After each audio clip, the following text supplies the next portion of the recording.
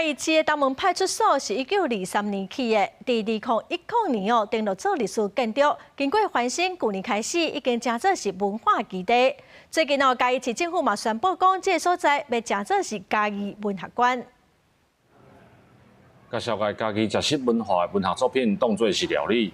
嘉义市文学馆启用的第一场展览，以文学当市场做主题，要用诗的文学作品来小介在地的生活。日本时代开始，嘉义都做侪人伫创作诗，也是念诗，所以我感觉诗这文化伫嘉义是足兴盛的。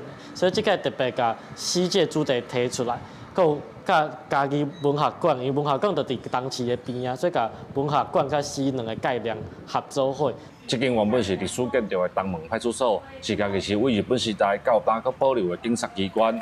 嘉义市政府表示，配合文化基地计划，文学馆唔但要保存在地文学，嘛希望透过文学馆的成立来推动文学的阅读甲创作。其实咱嘉义是非常的有文学的底蕴的一个城市，所以我感觉讲嘛是。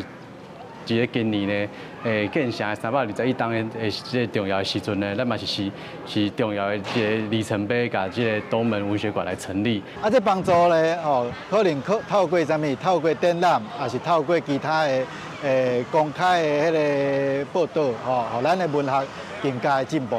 这场展览当中，除了小介嘉义在地文学发展的过程甲历史，佮邀请真侪作家或者是诗人，用边仔当市场做主题来创作。希望透过趣味的方式，唔但推广文学，嘛好在地日常生活的基地，加做是未来文学发展的底地。